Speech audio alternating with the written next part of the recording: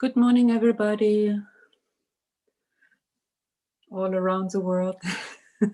Great to see you this morning again. I know for some countries it's really early. Here it's 5:30. I can see faces from many different countries. Yes. Welcome to the second day of the new year. It's still Losar, so the Tibetans. We have Tibetans here, isn't it? They're Ajiji. They're traditionally celebrated 3 days at least. And then, of course, the Days of Miracles are 16 days this year. So we are very, very fortunate. Yes. So we are waiting for Venerable Robina. So I hope I don't miss her. Antonin, please make me aware. And we put some resources in the folder. Yesterday, one lady asked about blessing the speech. So I put the link in the chat folder and we put it also in the resource folder. Yeah, if something else like that comes up, we try, to put those things into the folders. Thank you so much. Oh, Venerable Robina is somewhere. I just saw Venerable Robina. Mute. Oh, here we are. I'm here. I can't see you, but I can hear you. Yeah, good. You're somewhere on my screen. Good morning, Venerable Robina. Good morning. Well, good evening. Exactly right, in Santa Fe. A nice Santa Fe. Yes. Thank you so much for joining us this evening again. Happy. Good. Very glad. All is good. Okay, off we go again. Happy to be here together. Talk about something. Finding a new perspective, being your own therapist. Lama Yeshe. I love Lama Yeshe's title. So I know exactly. Thank you. I know. I can't let go. I know we first used it when I wrote an article in Mandala, and Lama actually said, "Be your own psychologist." So we kind of interchanged it, So it's become very popular. And people, it's a very powerful concept. People really get it. They hear it. It's interesting. I know. Okay, people, sweethearts, let's do we should do a little motivation, shouldn't we? Do our little prayer. Thank you, Venerable Robina. Motivate. No need for the mandala. We can just motivate. And we've got the prayer there. Yeah.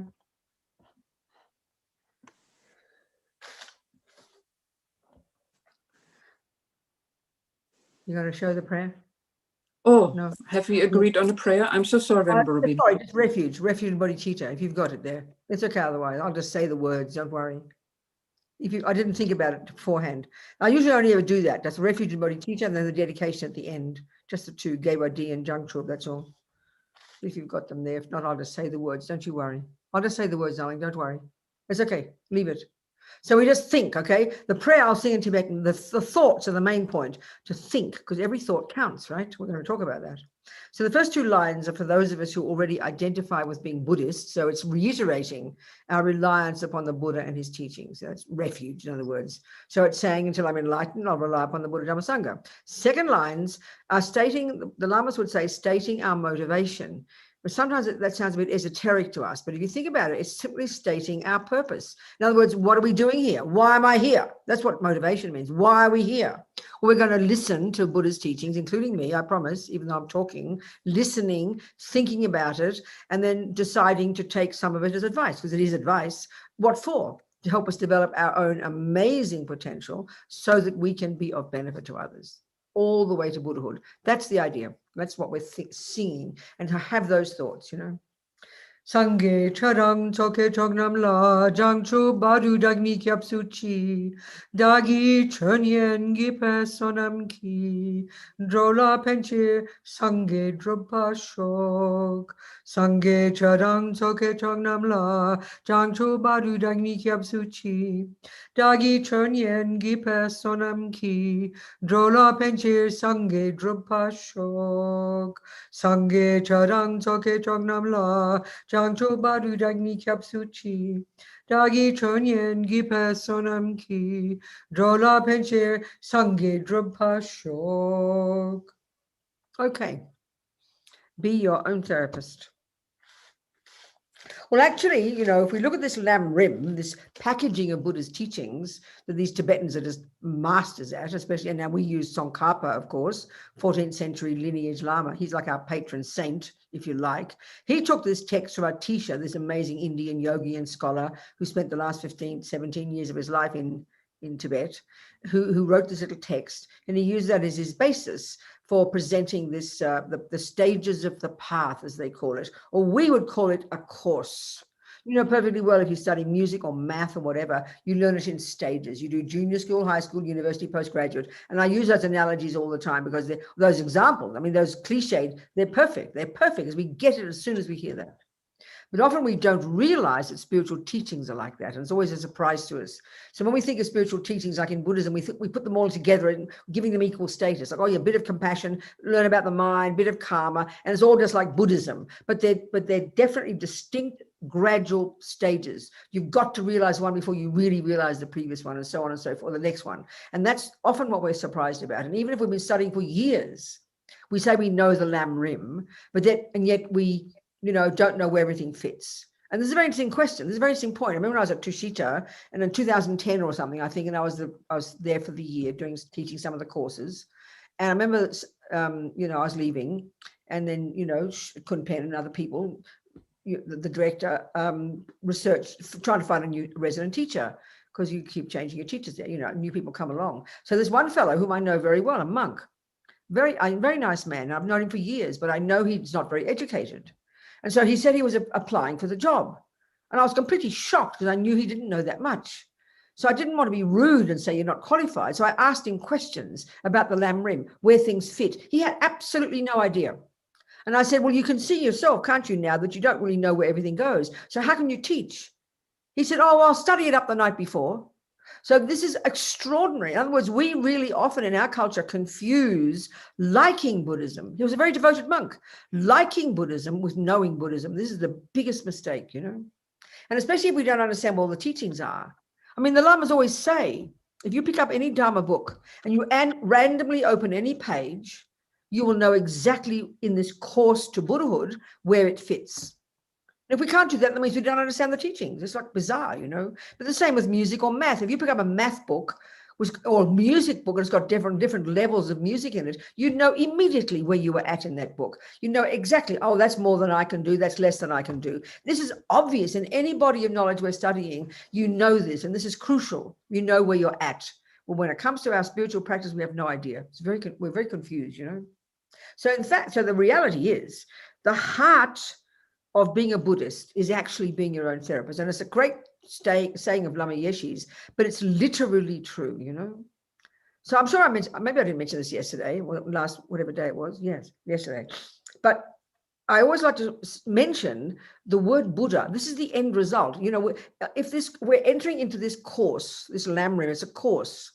And we graduate as a Buddha, okay? Okay, it's several lifetime course. Nevertheless, it's a course. So we graduate as a Buddha. And if you look at the etymology of that word, it tells us exactly the job of being a Buddhist. It's so crystal clear, you know, it should be a revelation to us.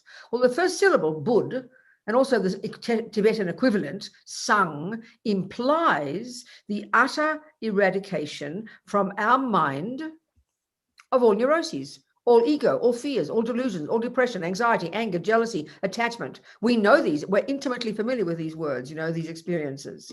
That is exactly what Buddha is telling us. This is exactly what he's saying. He has found from his own experience that this is our capability. And this is exactly the discussion we're going to have. I mean, that's a pretty shocking statement. But, you know, as soon as we hear it, we think, oh, that sounds like religion. But it's psychology. Buddha's expertise is the mind. You know, and it came from these genius Indians before him. You know, as His Holiness always says, it was these amazing Indians more than 3,000 years ago who were the ones who began the investigation into the nature of self. And Buddha came out of that tradition and then he diverged in his own direction, specifically in relation to that. So the etymology, the meaning is implied by that first syllable. We can rid the mind of all fears, all nonsense, all ego. It's a demented idea. If you go to a neuroscientist and say, which part of the brain do I have to cut out so I can free of all they'll think you're crazy. And we tried that back in the 1930s. They called it a lobotomy, and you just turned people into vegetables. Didn't work. Or you go to your therapist and you say, can you please give me methods to get rid of all ego, all fears, all anger and detachment, etc., forever, they'll think you're mentally ill and give you a pill to calm down. And I'm not joking.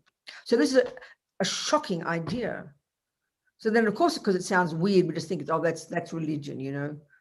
No, it's psychology. It's Buddha's view of the mind.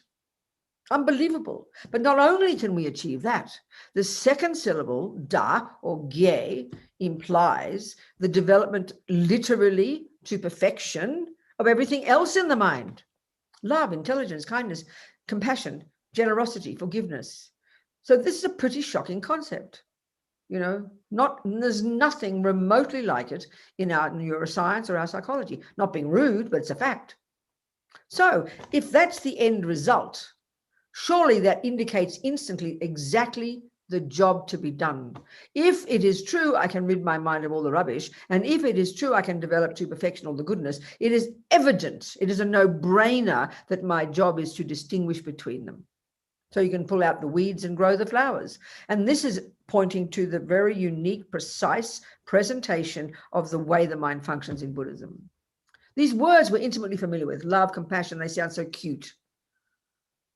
But we have to understand them from the Buddhist perspective. It's a very specific model, you know. And if we don't, then how do you think you can be a Buddhist? It's not possible. So now, where does this work fit? Well, if in this package from junior school to high school to university and postgraduate, the lower scope, as Lama Zopa politely, respecting the lineage, would say, the least, you know, the first stages of the practice are the teachings and practices suitable to the disciple of the least capability. Then I call that junior school. It's just, it's useful because we get it instantly. Then you've got the middle scope, the teachings and practices suitable to the disciple of the middle capability, high school. Why not? Then that's the Hinayana component of the path. If you're on the Hinayana path, if you're in Burma or Thailand, you'll do all of that work and you'll graduate at high school. You'll finish. You'll achieve your own nirvana and you're out of here, baby. But if you're on the Mahayana path, you don't graduate there. You go on to that's the wisdom wing also. Now you go on to the compassion wing, the bodhisattva component, and you get bodhicitta, and then eventually you combine these and you become a Buddha. So you got junior school, high school, and university. So if the actual job of being a Buddhist, and this is the precise words, the actual job of being a Buddhist, where you actually start to do the job of lessening delusions and growing the goodness consciously, directly, that's high school. That's the middle scope. So what do you think? Oh my gosh, if that's the case, what am I doing in junior school? Well, I'll tell you what. You're going to control the servants of your mind. Or as Lama Zopa calls them, the slaves of your mind. And that's the delusions, the anger and attachment and jealousy and delusions. And this is Buddha's whole point, that we're driven, if we are in samsara, quote unquote, we are driven by these neurotic states of mind. Join the universe, people. And the other utterly fascinating point is that this Buddhist model of the mind doesn't just refer to us humans, it refers to the entire spectrum of all the occupants of samsara, the hells, to the spirits, to the animals, to the humans, to the gods, the anti-gods, the form and the formless realm, the entire universal contents of all the universes. This is Buddha's view. It's an entire world view. It's very fascinating. This model of the mind refers to all of them. And all of these realms of existence are expressions of the prevalence of different of these parts of our mind. So we learn this properly in high school. So if we're in the monasteries, we study Lorig for several years. You study this model, the epistemological model of the mind and the psychological model of the mind. And it's crucial because mind is absolutely central in all of Buddhism. Karma, to understand karma, which is junior school, abide by the laws of karma. It's not about the mind overtly. It's all about behavior. It's all about behavior. Don't kill, don't steal, don't lie, don't badmouth. And then eventually you extrapolate and you realize it means don't, shove 27 pieces of cake in your face, etc., etc. Because why? Because they're driven, the actions of our body and speech, the servants are the servants of our mind. So we can first have to control the servants of your mind. And we haven't even got that down yet. Look at us with our speech. We're completely uncontrolled. The very first level of practice is control your body and control your speech. But it sounds boring. Oh, I want to be a Buddhist. I want to meditate. Well, you can't. How the hell can you control your mind if you can't control the servants of your mind, which is your body and speech? It's a revelation when we hear it, but it sounds boring initially, Oh, I want to meditate. Wonderful. But if you vomit out every thought you feel out of your mouth, how in the name of heaven can you control the mind, which is what's behind the speech? If you jump on every piece of cake or every girl you meet or whatever, how can you begin to understand attachment and all the other delusions in the mind, which are driving your behavior? So it's a profound level of practice, actually. This is the very first level of practice. And it's called abiding by the laws of karma. So why should we do that? Well, if you're a Catholic, and I always quote this when I ask, this is a crucial difference between Buddhism and the creator religions, We sort of hear it in the same way. We hear it as punitive and punishment and all that business. It's ridiculous. It's not like that. So, I remember asking my Jesuit priest friend, by definition, what is a sin? The Buddhists would call it a negative action, He said, by definition, a sin is doing what God said not to do, going against God's will. And that fits if you posit a creator. If you have faith in a creator, the boss of the universe who made you and the laws and the rules, and therefore has the power to punish and reward. That dualistic view we have is the view we have of morality. Even if you don't believe in a creator, you believe your mother and father are the ones who are going to punish and reward you. And the policeman and grandma, everybody out there, they say, don't do this and don't do that. We hear it as this punitive instruction from on high that if you don't do the right thing, you're a naughty girl and you get punished. That's our view of morality. Don't blame your Catholic mother or your Jewish mother for that. That's a consequence of ego grasping, the root delusion, this dualistic view. So Buddha's view of karma is not that. There's no boss. Karma's self-creation, as Holiness says, is a shocking concept. It's already an extraordinary level of practice. If you don't understand karma, if you don't take it seriously, if you're trying to be a Buddhist, then you're not being a Buddhist. It's like a joke, You've got to understand the minimum understanding of this law, this natural law. And that's the difference with Buddha. Buddha says the same as Jesus, don't kill, don't jump on the wrong partner. But you've got to ask him why. You ask Jesus why, it's because God said. You ask Buddha why, he says because it's because, crucially, whatever you do that's labeled a negative action, which is one that is driven by a delusion, will harm you, Robina dear. This is kind of a shocking concept, It's got zero to do with punishment or reward. There is no punisher. There is no rewarder in Buddhism. We've got to think that through logically. So Buddha's more like a doctor. If you go to your doctor and she says, don't smoke, Robina, you'll get cancer. No, she'll say, don't smoke. And you say, why not? She does not say, because I say so. And she does not say, if you smoke, I'll punish you with cancer. That would be outrageous, but that's how we think of morality. So then how absurd it would be, and this is how we are, if you believe in punishment and reward, then you go home and you discover there's no doctor there. So out come your Marlboros. Oh, I won't get cancer. She doesn't see me smoke. I mean, that's infantile, but that's how we think about morality. So this is a really powerful concept, karma. You are the boss, baby. No one has to see you smoke cigarettes for you to get cancer because it's a natural law. No one has to see you steal or lie or kill for it to harm you because it's a natural law. And that's the shocking difference. It's not made up by Buddha. If God is a creator, he made everything. Not Buddha. He's simply a clever person who used his intelligence, observed the universe, and then identified these laws, and then codified them, and then said, "Now, if you want to do the same as I did, you follow what I just found. You prove it to yourself." And as I always quote this all the time, I always quote this, so powerful. This is indicating this discussion, indicating our relationship with the Buddha and our relationship with the teachings. This fellow in New Zealand, a scientist years ago, asked me, who revealed the teachings to the Buddha? It's a perfect question because the assumption of all religion is it's a creator. He was shocked and everybody laughed when I said, would you ask Einstein who revealed the teachings about relativity to him? Of course not. Well, that's Buddha. It's a shocking thing for us. We can't get used to this idea, Because we hear, even if we're Buddhists, we hear it as punishment and reward. I'm a good girl, I'm a bad girl. I'll get punished, I'll get rewarded. It's childish. It takes time to change. So this is the first level of practice, already profound. If you can begin to harness your body and speech and begin to work on at least the heavier levels of your delusions, the 3 poisons in this little list of 10 don'ts that Buddha gives us as guidelines for practice, you'd be a marvelous person. And then because you've harnessed your body and speech, you obviously are now ready to go to high school, middle scope, and now become your own therapist. Learn to concentrate, learn to meditate, and study the model of the mind, because it's a very precise model. And now you can do the actual job of recognizing, identifying, discriminating between the neuroses and the goodness, and then unpacking and unraveling all these conceptual stories and reconfiguring your own mind. As Lama Zopa says, molding your mind into any shape you like. This is the job of being a Buddhist from beginning to Buddhahood. That's it. So when we hear that, it suddenly brings it down to earth, you know.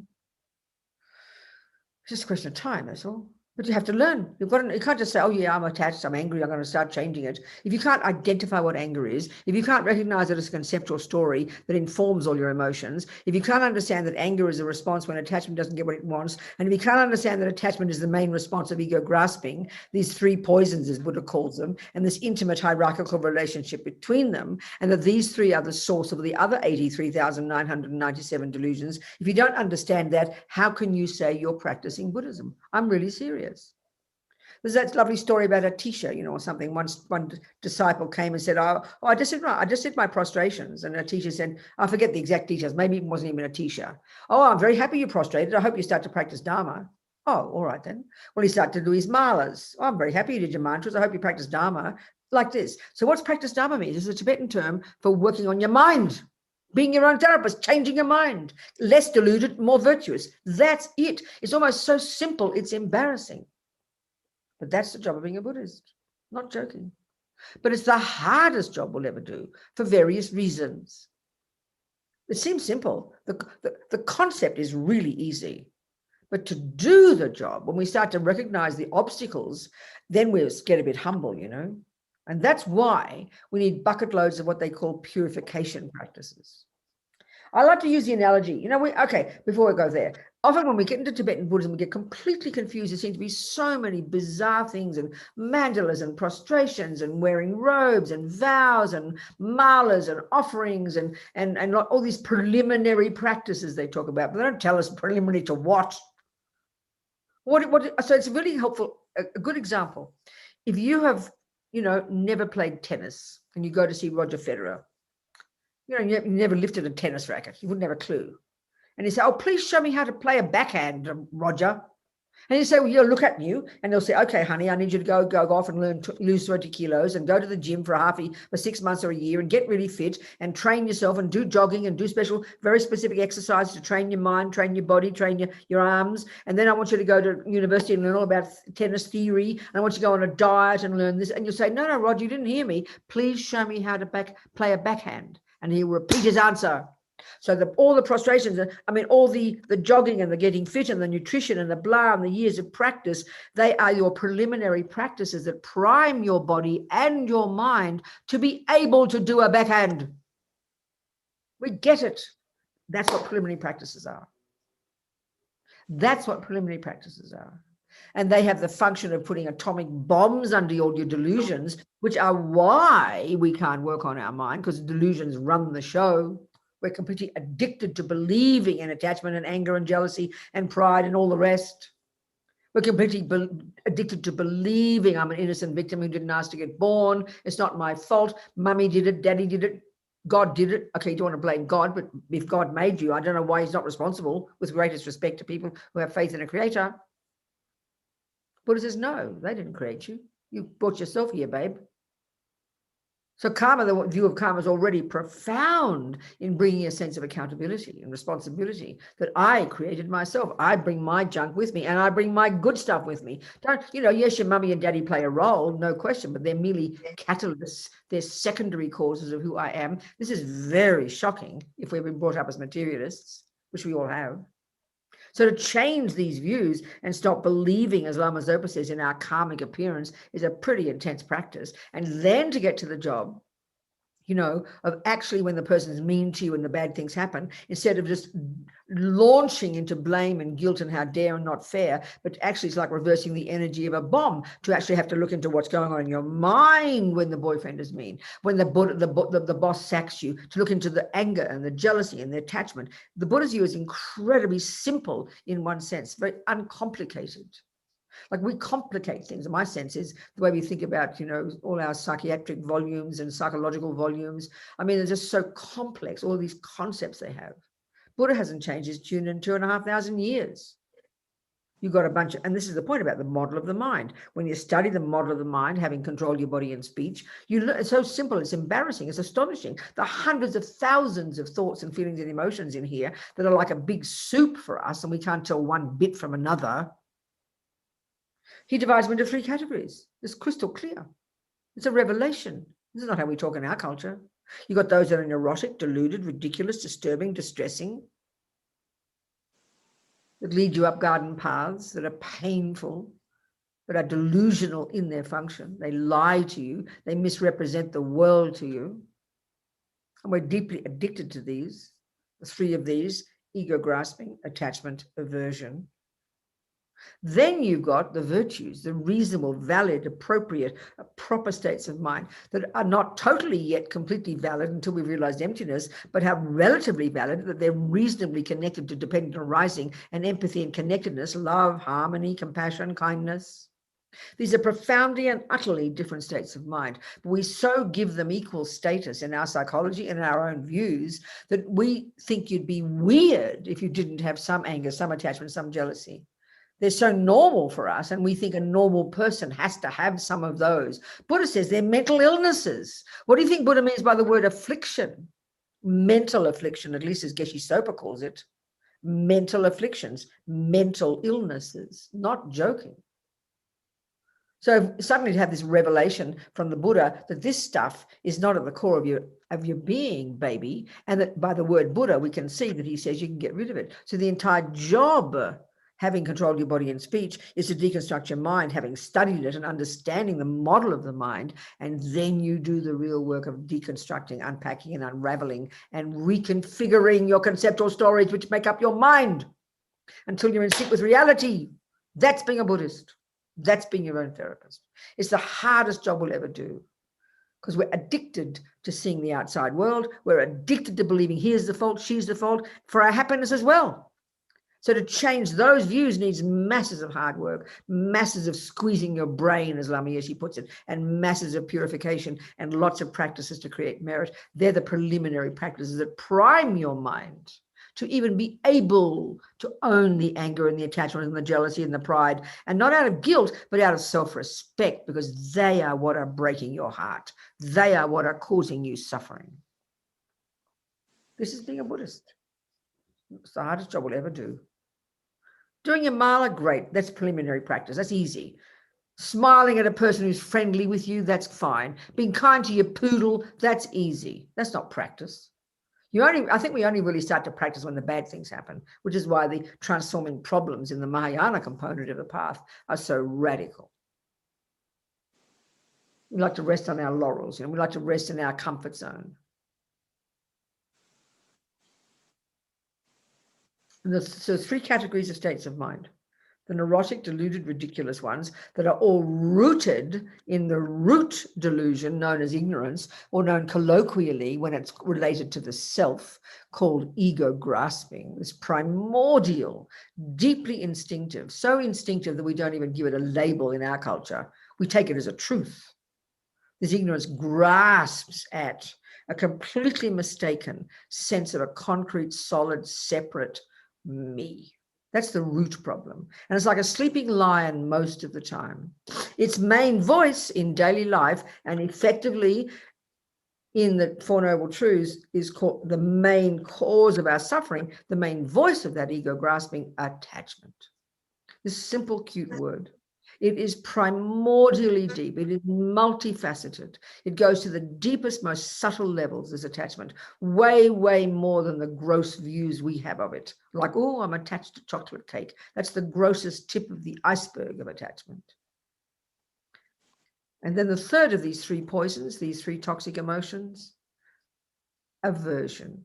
So ego grasping is the assumption of a separate self, which is a lie. On the basis of this bottomless pit of emotional hunger to get what that fantasy I wants, that's attachment. And then when it doesn't get what it wants, that's aversion. And then so attachment's multifaceted, and then aversion is multifaceted. And if we can understand these two, we have a profound understanding of our own mind. As Ling Rinpoche, the young Ling Rinpoche, you know, he says, because Buddha talks about 84,000 afflictions, you know, 84,000 neurotic states of mind. He says the 21,000 of those 84,000 are rooted in the root delusion, ego grasping. 21,000 are rooted in attachment. 21,000 are rooted in anger, aversion, and the other 21,000 are rooted in all three. So it's this really coherent map of the mind. It's not just Freud. We think clever Mr. Freud invented psychology. How arrogant we are. This has been around for 3,000 years before the Buddha. They mapped the mind, these dudes, you know, internally. There's nothing like this in our culture. It's unbelievably sophisticated. They're the Qurans who created shamatha, this incredible skill to focus your mind so you can do the job of being your own therapist. Only now in the West, you know, we're starting to discover all this. We're so arrogant, you know. So we need to understand these three poisons, and the two effectively in daily life, attachment and aversion, and we go between them 1,000 times a day. Because we have 1,000 thoughts a second, you know. So what's attachment? Well, it's the first level of it, the most primordial, energetic level of it. And you get born with this from past attachment in past lives. You become programmed. It's this primordial feeling of dissatisfaction. As Lama Rinpoche says, it's the main source of pain in the modern world, the main suffering. And it's this powerful feeling, a belief, an utter belief that we never question, that I don't have enough. Whatever I get, not enough. How much my boyfriend tells me he loves me, not enough. How much money, not enough. And when it's really powerful, it's I'm not enough. And that's what we call self-hate in our culture. It's this primordial dissatisfaction, this unbearable pain of never having enough, being enough, doing enough. It's just the default assumption, and we run to it instantaneously. This is the pain of past practice of past attachment. Then the next level of attachment, because you're feeling dissatisfied, is obvious. The next level is because you're missing something, so you have to hanker after something. And what do you hanker after? The outside world. What do you think the outside world is? Is the objects of the five senses. So depending on your karma, it'll be food, bodies, money, handbags, whatever it might be. So automatically the attachment goes out like a hungry vampire looking for something out there, such that when we get it, it'll bring satisfaction. That's how we spend our lives. So now we know. So next level of attachment, sorry, just beginning, dissatisfaction, hankering, emotional hunger, hankering, and then getting and manipulating to get, but, you know, manipulating and anticipating, and then possessing. This is the function of attachment. We all recognize it. Then we all know that 1,000 times a day, it won't get what it wants. So what is then going to arise? This is the arising of aversion. The millisecond attachment is thwarted, doesn't get what it wants, or get what it doesn't want. And I'm talking baby examples, like you stub your toe, the weather's not quite the right temperature, the coffee's not quite hot enough, the person doesn't listen to you perfectly enough. A million things a day, dissatisfaction arises, and then attachment won't get what it wants, or gets what it doesn't want. 1,000 times a day this will happen, mild levels of it, but we don't pay attention until your boyfriend wants to kill you or something, you know. Then what has arisen, what arises that millisecond, that attachment is thwarted, that's what aversion is. And so that's multifaceted as well. The volatile level of aversion is what's called anger. Look at the world. It's thwarted attachment. Anger is the response when attachment doesn't get what it wants. This is what Buddha means by samsara. These two states of mind. Seems so simplistic to us. This seems almost embarrassingly, absurdly simple when we think of the complexities of all the different labels and terms we use in the West for psychology, you know. This is primordially deep. If understanding this model is enough to get you to get out of samsara, I think Buddha's quite intelligent. I think you don't need more. But we tend to think, oh, that's just Buddhism. Oh, there's afflictions. But here's real psychology, you know. Even Buddhists talk this way. It's so shocking because we haven't studied Buddhism properly. We haven't studied this model of the mind. It's incredibly sophisticated. It's incredible. Even just when you study the epistemological model of the mind, the way the mind functions, it is so fascinating. Modern scientists would be blissed out to study it, but they've got to posit the possibility they're not discussing the brain. They're discussing the internal, subjective, cognitive process itself. That's the genius of these past yogis who've observed it utterly internally. It's so sophisticated, with respect to us clever people in modern science. I'm not trying to insult people. Well, I always do, I suppose, but it wasn't the goal. Then all the other delusions come from those. Depression, jealousy, all this other business. These two are fundamental. We've got to understand them deeply because they're 1,000 times a day.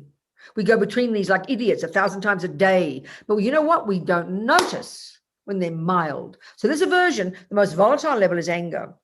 So you can see a person when they're shouting and yelling, oh my God, look at them, they're angry, you know. But what about the milder levels of it?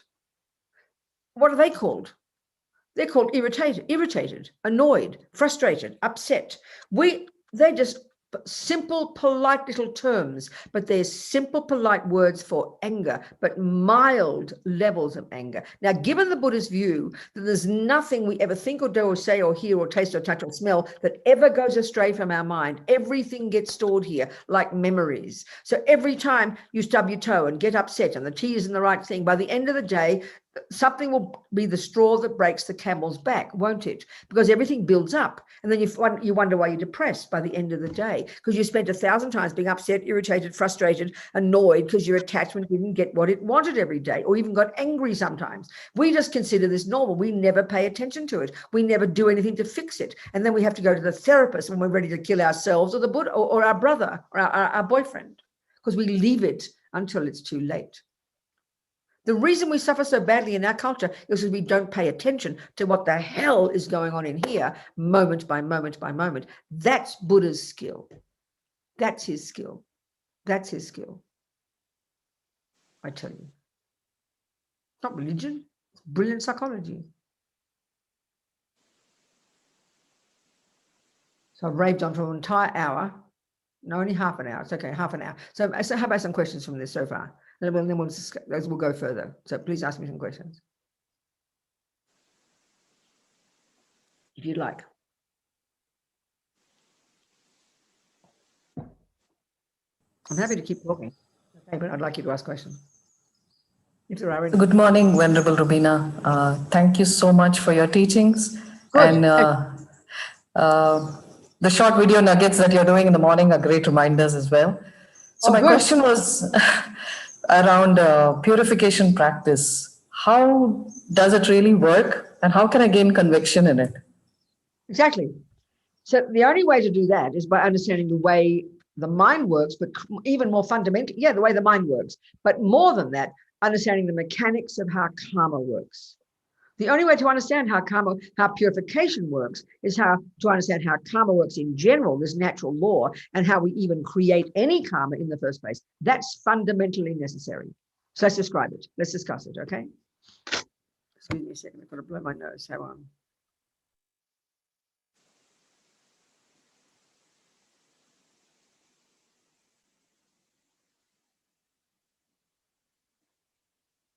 Okay. Okay, so this is junior school. The first scope. All right, so what Buddha's deal is this. There are trillions upon trillions upon trillions of consciousnesses, minds, mind streams, sentient beings, mind possessors, as we know. Trillions of them. One, they are not physical. Mind, by definition for the Buddha, is not physical. This does not contradict neuroscience.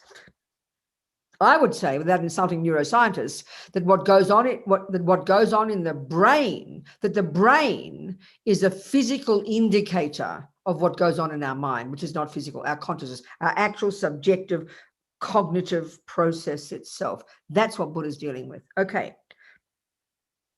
So anyway, okay. So there are trillions of minds.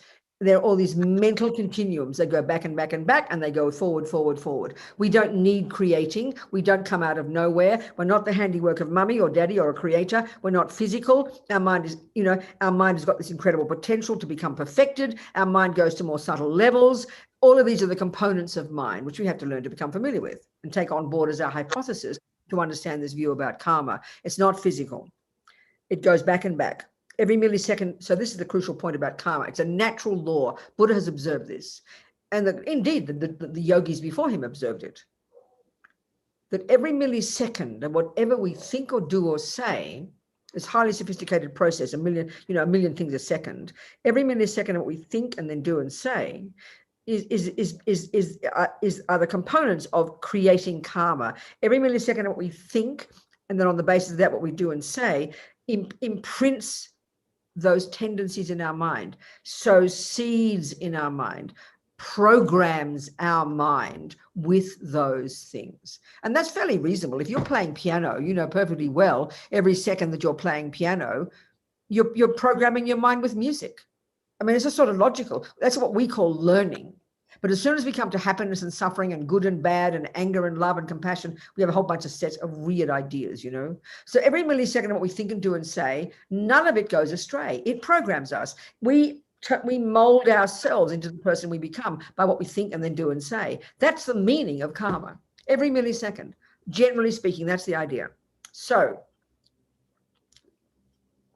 the next piece of detail, taking the Buddhist model of the mind, of the first two categories of states of mind, everything we do and say that's driven by anger, depression, jealousy, low self-esteem, neurosis, blah, blah, blah, is labeled a non-virtuous or negative action. And we don't like those words in psychology. That sounds kind of judgmental, but there's a very specific meaning in Buddhist psychology. Every action we do that one of those, it sows a seed in the mind that because it's driven by self-centeredness, because it's driven by ego, because it's driven by attachment and anger and all the dramas, it sows a seed in the mind that can only ripen as future suffering.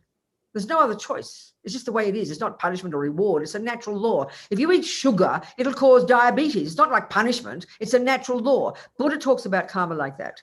Then every millisecond of what we think and do and say that's labeled, that's driven by a virtuous state of mind, like love and kindness and wisdom and contentment and clarity and goodness, that will sow seeds in the mind, that will program our mind with those tendencies and will ripen in the future as our happiness. So this is the fundamental, simple principle of karma. Okay, so given all that, given that, we are in a human body, which is like a miracle, Buddha's view also refers to all the animals. They don't have the miracle of access to their virtue. They can't put two and two together. We know a leopard can't change its spots. They have no wisdom. They just have deep instinct, and it's mostly delusions. So they're driven by their delusions and driven, therefore, by ego grasping and therefore driven by fear and driven by habit. This is what instinct is. Anything that we can just do naturally, all the things we call instinct, that's from practicing them from life after life after life. And so we've perfected attachment, we've perfected anger, we've perfected all these delusions, we've perfected all the things that are self-centered. We've also, luckily, fortunately, have perfected a few of the good things. Aren't we fortunate? But we can see the struggle. Look at our mind every day. I've never yet met a person who says, Robina, I can't stop thinking good thoughts all day. I've never met a person like that. We all know the delusions loom large. Our head is so chaotic, and it's always, I'm not enough, I'm not good enough, he, this, she, that, delusions, worries, fears. It's just the nature of samsara, because they are quite loud and we haven't controlled them. We haven't harnessed them. All our good voices are there. I like to call them my roommates, but often they're hiding under the bed and we don't even hear them. So we've got to cultivate those, but they're the ones that are hard to cultivate. So, so that we've got to harness these crazy delusions. But the very first level, we've got to harness the body and speech and not just do what those delusions want, which is a powerful level of practice. And that's got two components in the first part of practice. Abide by the laws of karma. And as Lama Zopa says, the very first immediate, urgent, right now practice to start is to stop killing, stop stealing, stop lying, stop bad-mouthing. Why? Because those actions, which are driven by my delusions, not to mention that they harm others, they are programming me with those habits. And hey, if that's the case, it's like playing the wrong notes on the piano. I don't want to produce a crummy piano player. I want to produce a good piano player. So my first step is stop playing the wrong notes. That's the very first level of practice, but that's stupendously difficult. That's why we have to live in vows. Vows are amazing rocket boost to practice, you know. But not just that. Then the next level is, given that we come into this life program with billions of past life karmic seeds, many of which are negative, we've got to put atomic bombs under them before they ripen as my suffering. That's called purification. So it's actually, karma is a psychological process. It's the mind functioning every millisecond. Do you understand my point? When we understand it this way, it's very down to earth. It's very practical. But we're so used to hearing it in this religious way, you know, punitive and punishment. None of that. None of that. It's just this natural law. The way that, I mean, Buddha's view of karma is, as His Holiness calls it, it's self-creation. So becoming familiar with these fundamentals, then we start to get a handle on it, then we can learn to produce the person we want to become. And it's not, and this is the other point. This is why vows are so powerful. Buddha loves his vows. So again, it's a super powerful psychological technique, vows. The logic is this. As Lama Zopa says, being good, just being a nice person is not enough.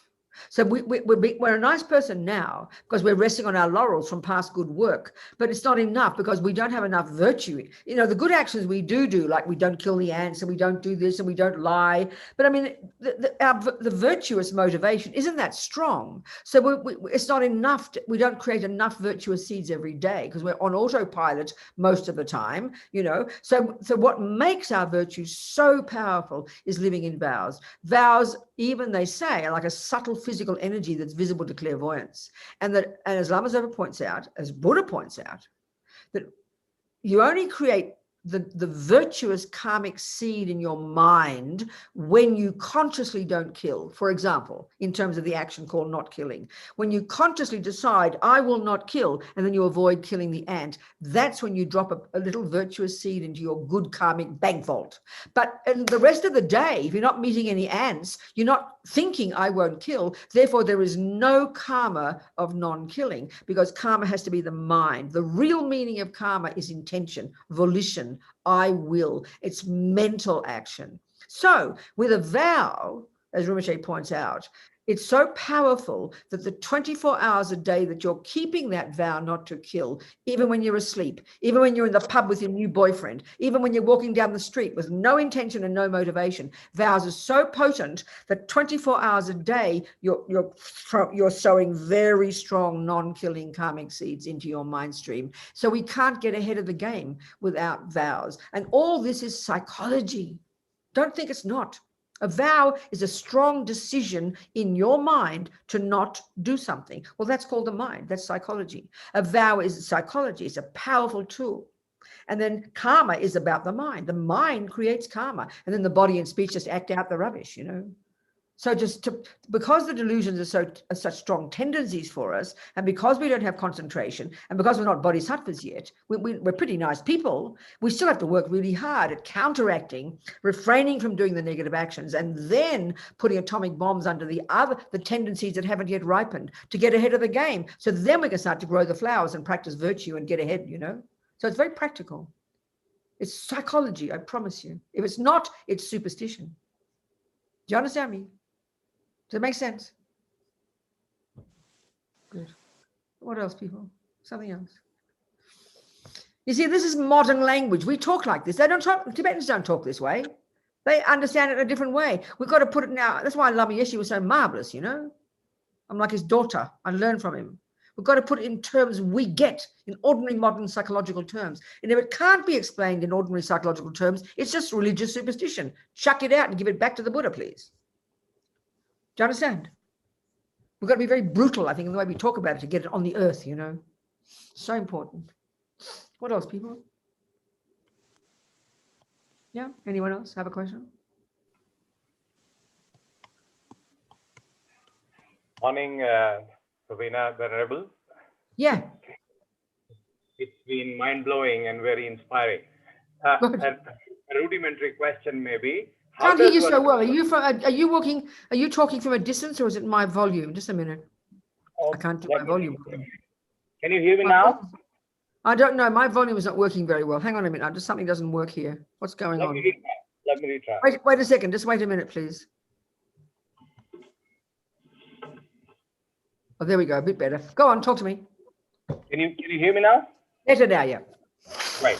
So on a more rudimentary plane, how does one balance ambition and performance with the non-attachment and with the being free of vices? Because ambition... Absolutely. It's a crucial question. It's a good question. And this is where we cannot understand, we cannot give the answer to that until we've got some semblance of understanding of this particular model of the mind, which means until we can recognize first theoretically and then in our mind the distinction between neurotic, I-based, fear-based, deluded problems and valid virtuous states of mind. So this is what also the second point, we can't begin to understand the answer to this question until we understand that the practices are incremental. That's why I like to call junior school first. So junior school and high school is the Hinayana level of the practice. That's the entire level of practice that's for the benefit of oneself. Here we're playing safe, we're controlling our body, we're controlling our speech, and we're controlling our mind. This whole level of practice is really like the retreat mode, that if you just level at this level of practice, not including the Mahayana component, which is what I'm getting to, this is where we have to practice discipline, living in vows, control our body, control our speech, control our mind. That's the fundamental job of being a Buddhist in day-to-day life. When we've got that down to some degree, and that level of practice is known as the practice of the ethics of restraint. That's indicated by the Buddha. He's a manifestation of this level of practice, which is in the terms of the Lam Rim, is junior is the lower scope and middle scope, junior school and high school, the wisdom wing, the Theravadan component, the Hinayana component. So now you've got the Bodhisattva path. That's a whole different kettle of fish. So the whole purpose of the first level of practice is to protect us from creating negative karma, is to protect us from future suffering. That has to be the emphasis. So we are cautious. You don't have too much food. You don't jump on too many girls every day. You harness your crazy mind. The thing is, the result of that isn't you become more depressed. It sounds like it. We often use the word detachment, and it sounds very depressing. But the kind of person you become from being like this is joyful and fulfilled and content and happy and more kind and more wise. It doesn't sound like it. It sounds very like punitive practice. But this is what brings us to become a more stable, happy, fulfilled person. Now we go to the compassion wing, and now it's a completely different approach. You continue working on your mind, that never changes. But now the emphasis is on the practice of the morality or ethics of benefiting others. You keep working on your mind, but the first level of working on your mind is to prevent you from harming others because you don't want to harm yourself. Now, this level of practice, the logic being we've got some harness on attachment and aversion and understand them well. Now we can begin to use bodhicitta to do our actions underpinned by bodhicitta, by the genuine wish to be of benefit to others. So now within this realm, within this level, you can get rich.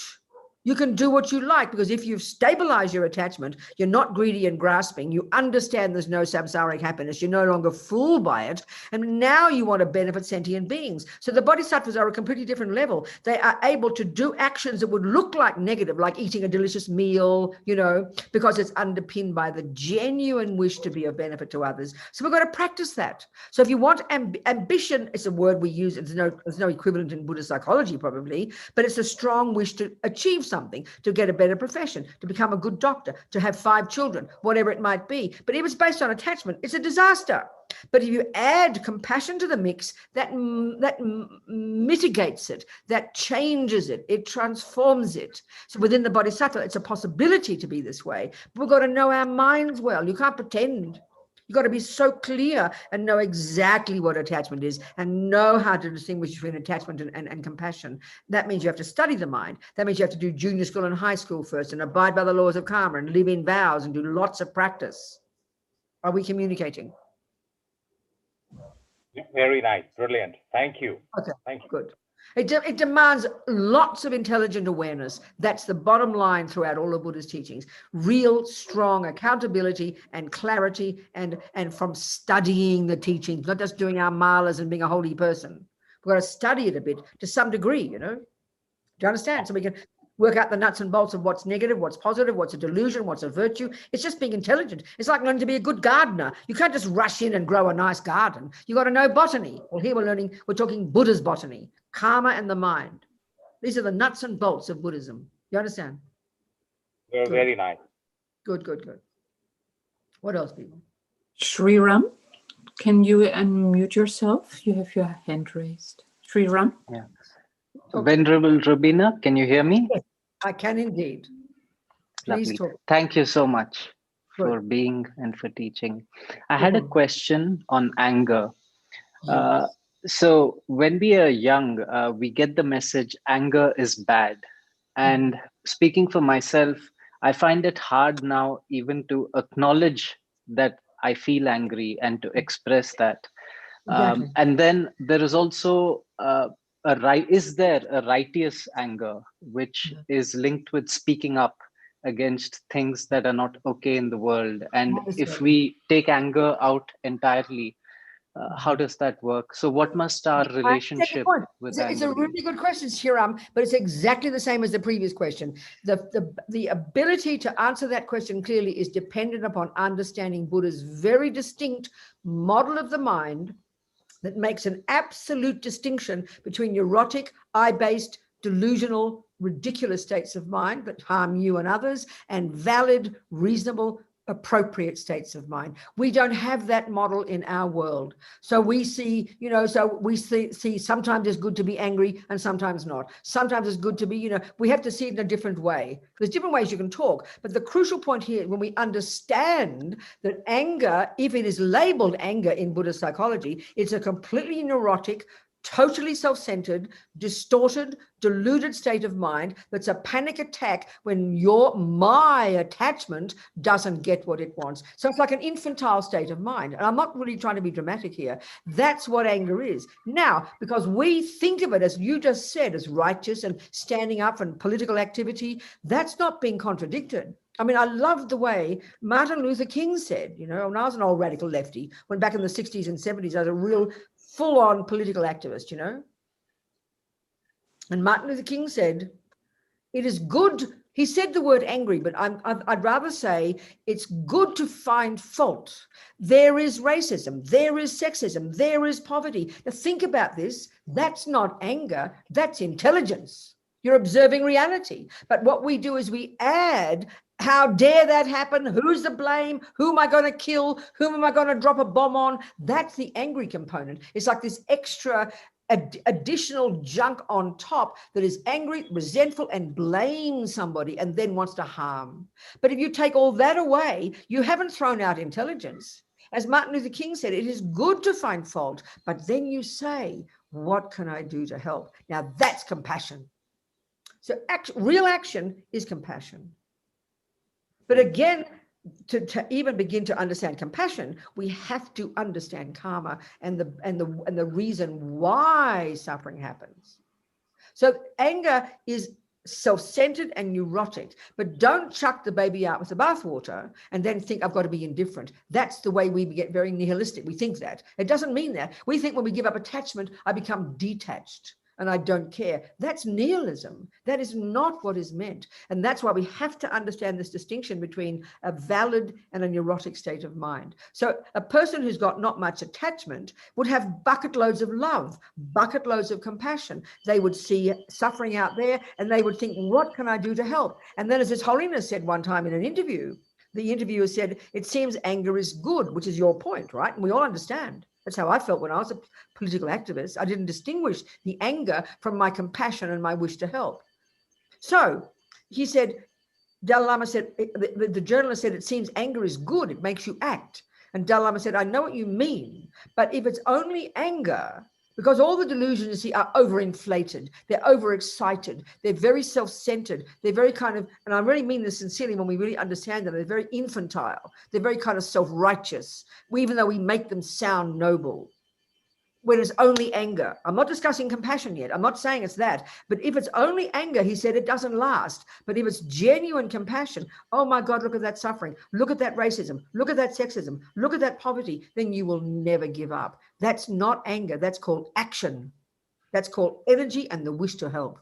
But we throw the baby out with the bathwater. We're too gross in the way we don't interpret. We don't make a fine enough point. And this is the crucial point in Buddhism that really takes us time to hear. There's a distinction between the I-based neurotic states of mind and the valid, appropriate, other-based states of mind, which are the virtuous ones. Are we communicating, do you think? Yes. Again, like the past point, we have to know our own mind. So if you have this, you know, but another point now, this is more from the tantric psychological point of view, and it's not mystical, it's very obvious. I'm an angry type person, okay? You can see me, volatile, speak fast, do you understand? So now, I can definitely tell you over all these years of trying to be a good little Buddhist, I've done my best to be less angry. And that's not just, doesn't just mean I've suffocated my emotions. It means by knowing the mind to some degree, when you start to understand, and this is a whole nother level of reality now, we haven't even gone into this yet, that all these emotions we have, which are when the body is involved. When I'm shouting and yelling, you can say, oh, Robina's angry. But what anger is not just the body. It's underneath. And this is where once we get some concentration meditation and study Buddha's model, we're going to see that all these unhappy emotions are rooted in these ridiculous, in being conceptual stories. So anger is, if you express anger as a thought, how dare you do that to me? I don't deserve it. Or how dare those rich people do that to these poor people? They don't deserve it. It's a very punitive type of mind. And that's what, and it's a philosophical view. It's a philosophical view, anger, basically, based upon being an innocent victim. So if you have the view of karma right there, you lessen that view. So I can say over the years, because I mean, for me, karma has been the most powerful one. When I first heard the teachings, that was a piece missing in my life, that by really trying to apply karma, that lessens that voice. How dare you do that to me? I don't deserve it. You literally don't have that voice anymore because you know karma, you set yourself up and you've got your own experiences. So it's quite a profound view. By first working with karma, you loosen the grip of all these conceptual stories, and that then loosens the emotional component. You don't suffocate. And then you see suffering out there, but you don't get angry because you know we're all in the same boat. I'm the victim in this life and I was the oppressor in the past life. Next life, I'll be the oppressor and you'll be the victim. We go from life after life after life, just changing roles. Karma is a real view in Buddhism. And if we don't take it seriously, then we can't go very deep and we can't have very good compassion if we don't understand karma. Are we communicating? Yes, and in the valid states, as you describe, it means then that I don't have attachment even to the human values of equality and dignity. No, that's right. That's talking about. I wouldn't put it. That's too nihilistic again. No, it's not a question. Okay. No, it's not a question of that. You see, this is why the karma's junior school. If we miss karma, we can't get it all clear. You know, karma is this powerful view that I create myself. I am the boss. I'm not an innocent victim. I'm not made by some creator. I'm not made by some parent. They didn't just plonk me on this planet and didn't consult me.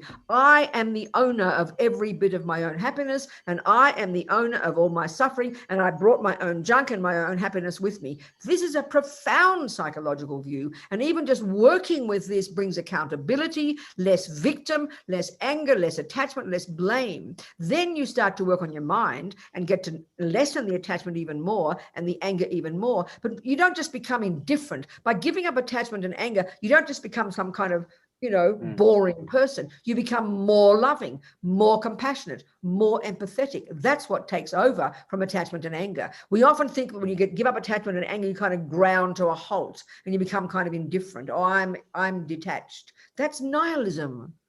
Giving up attachment and anger is stop only seeing everything through my lenses, and I start to realize, oh my God, look at all these suffering people. So it brings more empathy, more compassion, more love automatically.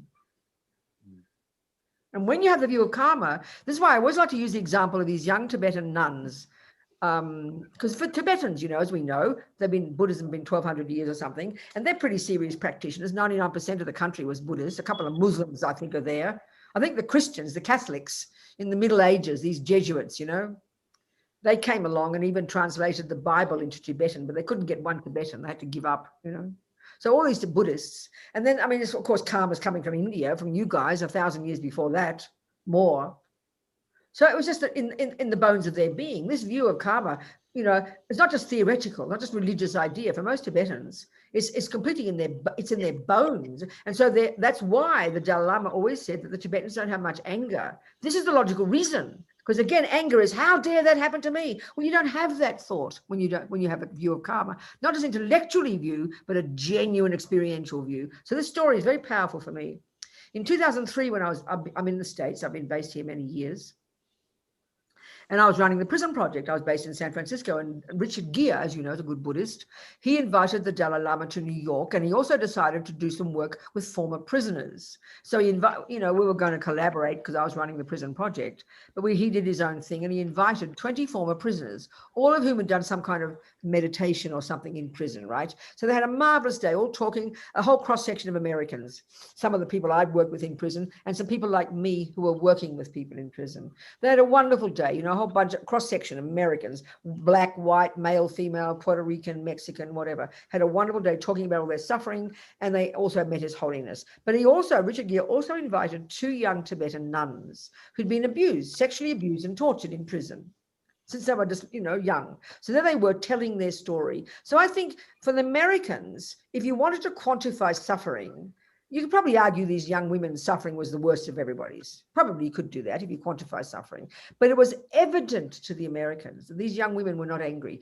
And we don't trust that in the modern world. We think they're not being healthy. We think they're suppressing. No, they're not suppressing. They don't have the philosophical view. How dare you do? This is the point. They don't think, why is this happening to me? What have I done to deserve it? Which, of course, if you have the materialistic philosophical view, which is the view that prevails in the world, if that's the real view we have, then I didn't ask to get born. You're absolutely right. I did begin in my mother's womb. I don't bring anything of mine with me, and therefore unfair things definitely happen. Now look at the suffering in the modern world. It's completely tortured, growing crazy, people screaming, yelling, dropping bombs, full of rage and despair. I mean, because you're saying, why is this happening to me? And then we look at the outside world. Why is that happening out there?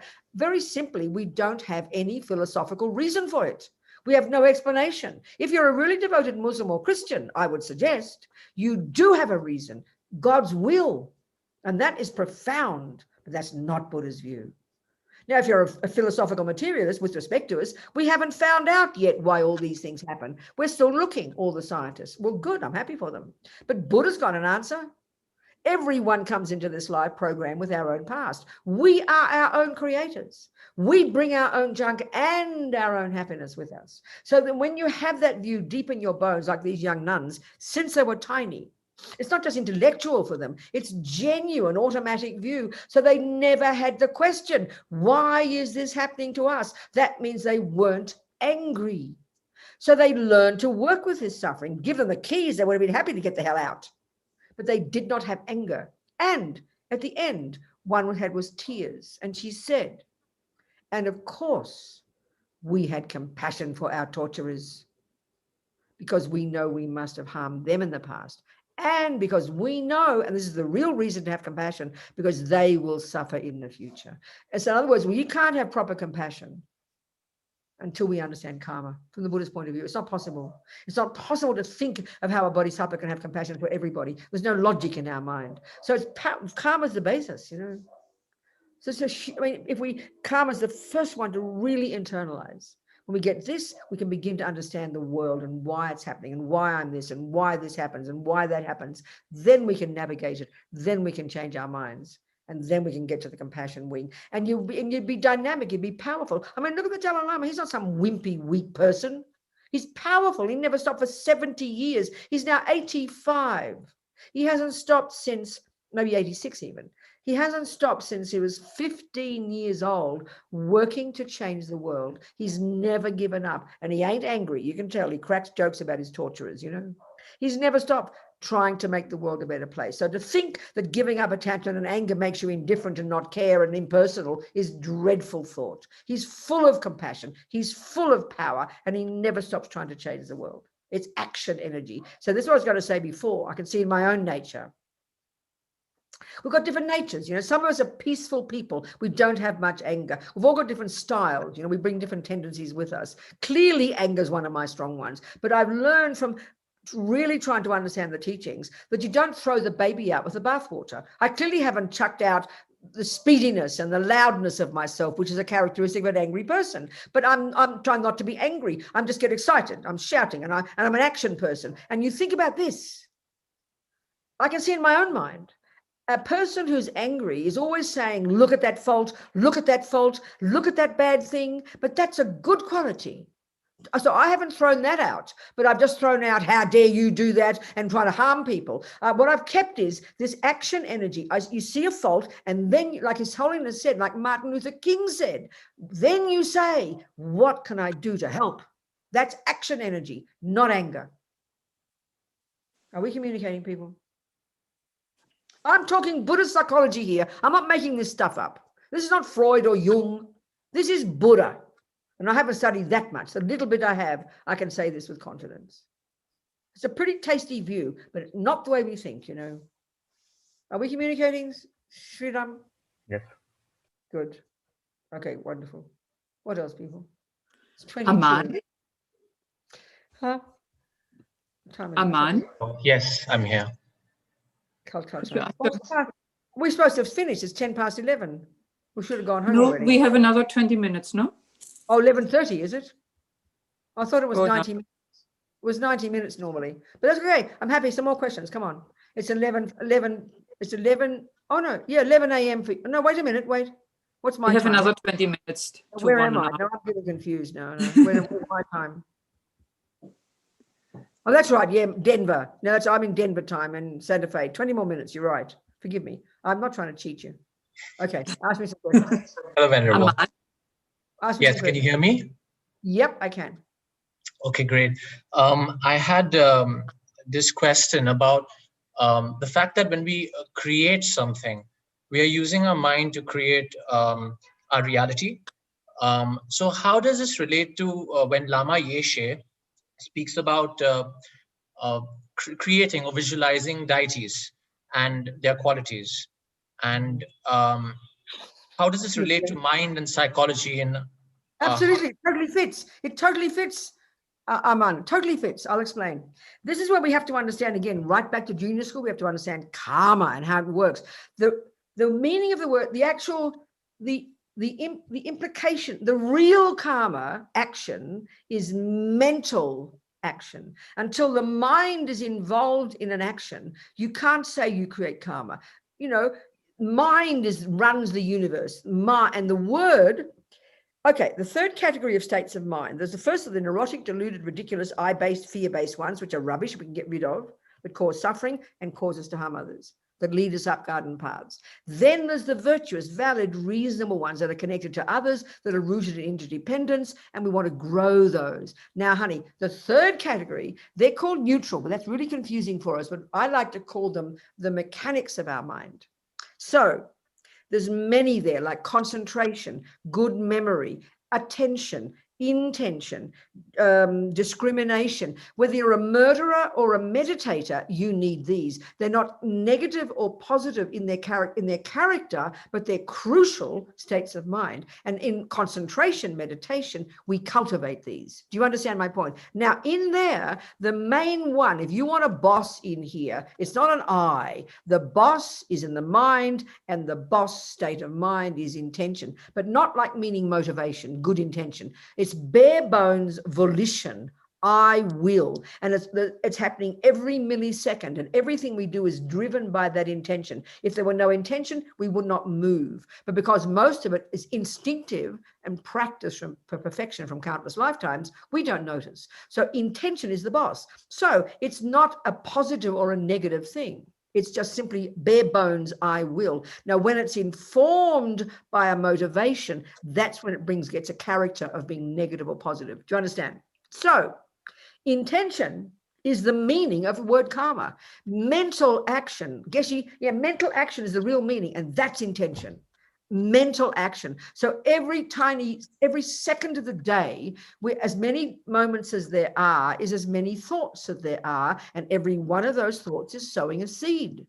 So we have attachment thoughts, intention. A thought arises. Oh, attachment arises. I'm hungry. Then I think cake. So then intention pops up, and I decide to get the cake. And then I pay attention and discrimination, and I get the cake, and all these parts of our mind follow, and then cake comes into the mouth. Everything's driven by intention, then driven by a motivation that impels the intention. So everything we do is a karma. Every second we have is a karma. So what we're trying to do is program our mind with lots of good intentions, lots of good thoughts. Well, then what else is thinking of imagining the Buddha out there? It's my mind, everything our mind does. You see, in our culture, we think, oh, it's only in the mind. We don't even value it. And we also think it doesn't matter what we think as long as no one knows. We have these bizarre views in our modern world about thoughts. We don't think they matter.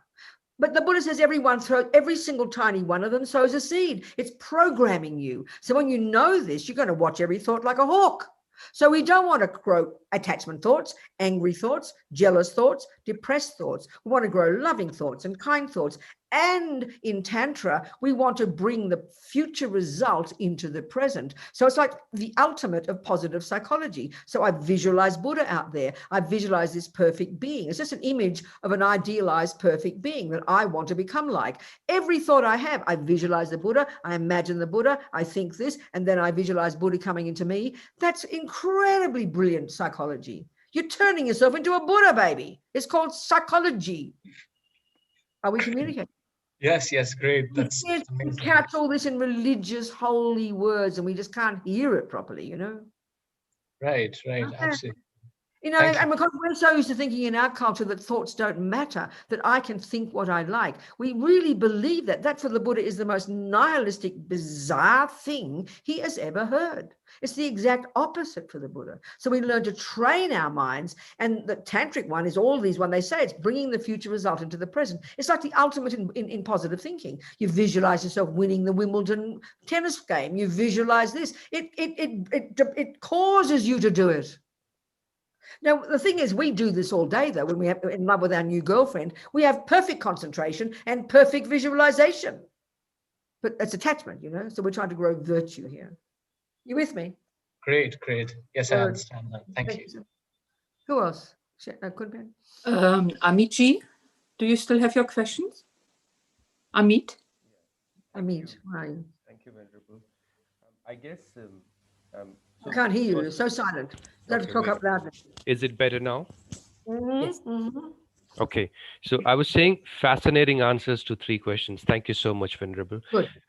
I guess the whole intention, compassion-driven action to achieve the desired outcome that has an ulterior or a larger impact. Yes, there you go. This is the cycle. This is called creating good karma. It's called turning yourself into a good person. That's called practicing Dharma. Yes. Right. And in this whole cycle, if my motivation goes away because I am not getting the desired results that I have been hoping for with my compassionate actions, I tend to lose energy and motivation with time. And I guess it's about finding the rhythm of staying in the cycle and rebuilding the motivation. So I think also the part of the problem there is we have false expectations of results, and that's attachment talking. I think, and you see, the thing is, we've got to be very humble. We don't really finally get rid of attachment until we realize emptiness. It's completely profoundly deep.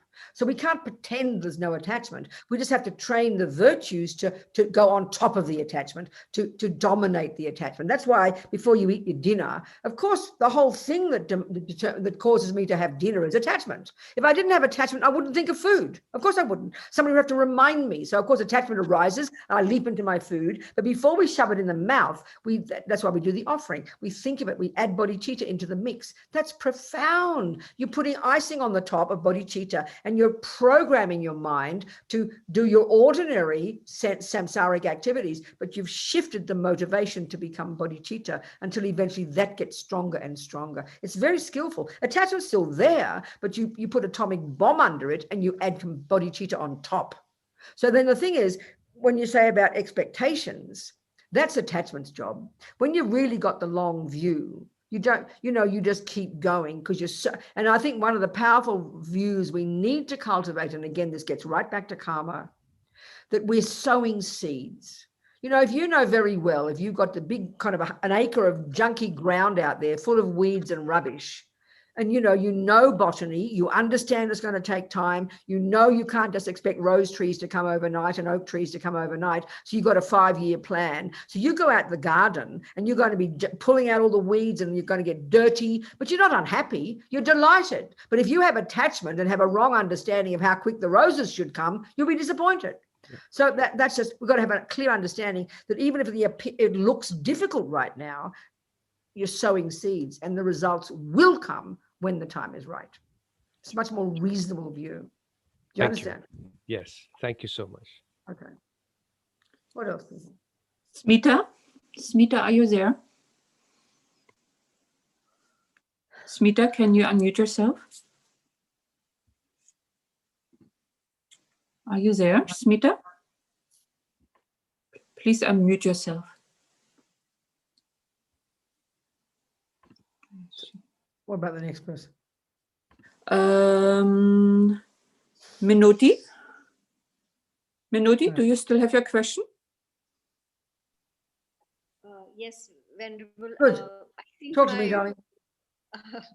Good morning, Venerable. Good I morning. think my question was on irritation, and that was pretty much answered by There you the go. answers you gave. And this is it's a big wake up when even hearing you talk, it sounds to me like you're not like a volatile, angry person, So then, and the people like you would never think you're angry, but I guarantee you throughout the day, 20 times, I get annoyed, upset, frustrated. These are mild versions of anger and they build up. And that's where finally, that what leads to depression.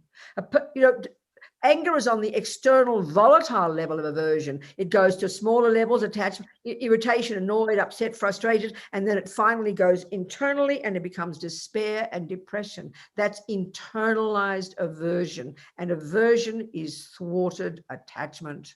So we have to see 1,000 times a day our attachment doesn't get what it wants. The right sound doesn't come, the right taste doesn't come, and a person like you won't shout and yell. So but you get upset, irritated, and these build up. It just doesn't go in one ear and out the other. It builds up this energy, and then eventually you become inert with depression.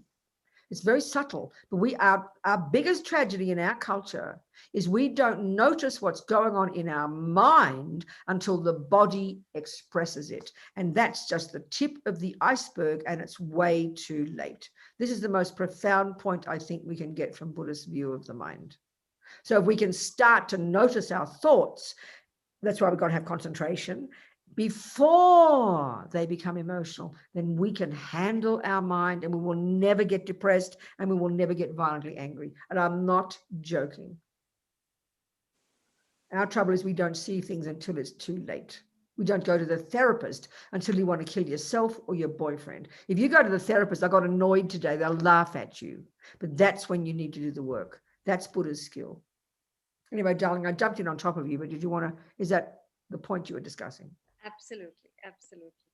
So we've got to watch our minds like a hawk, people. This is not a joke. And then when you catch it, that's what we have to hear. It's a conceptual story. It's a conceptual story. And that's the work of being your own therapist, to argue with it. Sometimes you just tell it to shut up. I talk about, we've got all these roommates, the crazy roommates and the good roommates. And we just got to tell them sometimes to shut up. Other times we've got to really do an analysis, like you're talking to your best friend, you're talking to yourself. Wisdom or patience argues with anger. But what we tend to do is we beat ourselves up. Oh, I shouldn't be angry. That's not useful. Anger is a conceptual story. You listen to it and you argue with it. It's not easy, but this is the job, to unpack and unravel our conceptual stories, which are what inform our physical emotions, you know. This is Buddhism, I swear. This is Buddhism. What else, folks? Smita Tenzinla, I see you. She's smiling. Would you like to unmute yourself? Yeah, Venerable, just a follow-up to the previous question I asked about purification. Yeah. Good. How do mantras and purification rituals help burst the bombs under those karmic seeds? Let's analyze. Let's analyze what a mantra is, okay?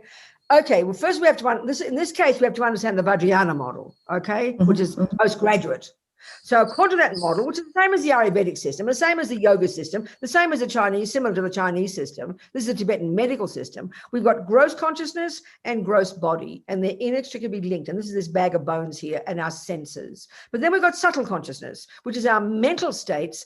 And then we've got these mental states of mind. Mental states are inextricably linked to their own set of the different wind energies, all the prana. And those wind energies connected to our states of mind are coursing through these 72,000 subtle channels, this subtle nervous system. And this is the Tibetan, oh my God, the yogis know this, and the medical system knows this. So our minds, all the different states of mind, anger, attachment, jealousy, love, compassion, all are linked to their own set of the winds. This is a fundamental principle about the universe in the Vajrayana, that all minds of the universe are connected to their own set of the four elements. Now, one time, Lama Zopa said, in the Kala Chakra Tantra, in one of the extensive teachings, there are these detailed descriptions between the intimate relationship between internal and external energy. So internal is mind.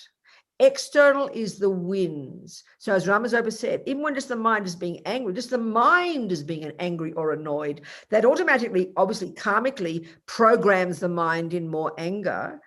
That's what the mind does, but then it affects the wind energies and it pollutes those wind energies, which eventually karmically cause you to have a sick body. That's what illness is. And then long term, over many lifetimes, that impacts upon the external elements, which causes the imbalance of the external universe. So the whole world is the product of karma. Now, mantra, as they say in Tantra, mantra is wind. It is the prana. It's the purest of sound. That's why the Tibetans have never translated any of the Sanskrit mantras. They leave them in Sanskrit. It's said to be this purest sound. And that's what wind energy is. So every time you say Om Mani Padme Hum, buying into the idea that it's love and compassion, you purify your own mind and you purify your wind energies. Are we communicating? It's technical. If there's not a technical explanation, it's a load of superstitious rubbish. So the other thought, rituals you call it. Let's analyze a ritual, baby. Now, if you meet a Tibetan who's never met a modern person in their life, and you poke your hand out to shake hands with them, looking all perky and friendly, and they'll look at this strange person with their hand poking out at them, and they won't know what to do with it. Then you forced it by taking their hand, and they'll be all kind of wimpy and weak, because guess what? It's a ritual. Everything we do, honey, with our body and speech is a ritual. The way we sit on the toilet, the way we eat, walk, talk, everything is just behavior. But because we're used to it, we have set it in stone and we think it's just that's life. Everything is ritual. But if it's got meaning, wow. Are we communicating? Absolutely. Thank you so much. That was the best explanation I've heard. Thank you. Good, darling. We just got to be conscious, that's all. And unpack all this stuff. And it all proves emptiness, It's all leading us to emptiness. What else, Pam? Anybody else? Now it's 11 o'clock or 11:30, whatever it is. Anybody else? Will that do for now, Kunpen? I'm not rushing. Yes. All right. Well, I hope it was food for thought, okay? Food for thought. We've got to use our noggins. Don't just believe things. Don't just be intellectual. Don't just think it's spiritual. Unpack it and unravel it. Tsongkhapa says in his Songs of Experience, one of his wonderful Lamrim texts, everything is to be taken as sound advice, because there is no contradiction between scripture and practice. Now, that's like saying when you pick up a cookbook, everything in this book is able to be used. It is sound advice. You'll get your cakes, because there's no contradiction between the words in this book and the end result, the cake. We get that. That's the same in Buddhism. And if there is anything, as His Holiness tells us, that is merely a ritual that has no meaning, it is superstition, and throw it out. All right? We have to see that, because we're the boss here. We are the boss. So thank you so much, everybody. Jangchub, Semchog, Rinpoche, Ma Kepanam Keguchi, Kepan, Yampa, Metayang, Gongne, Gongdu, Pabashog. That's it. That'll do. Thank you, Courtin. I'll see you all tomorrow, won't I? Thank you. It's 7 o'clock tomorrow, 7 o'clock Indian time. So there is a time change to the Indian evening. So that'll be the Sunday morning for me. Okay. Thank you, Yes. precious ones. Thank you much. Thank you so much, Venerable Robina. Thank you, Venerable. Good night. And good morning to everybody else. Have a great day. Thank you, so Kunfenla. much. Join us tomorrow again. Thank you. Thank you, Kunfenla. Thank you. Bye. Thank you. Thank you.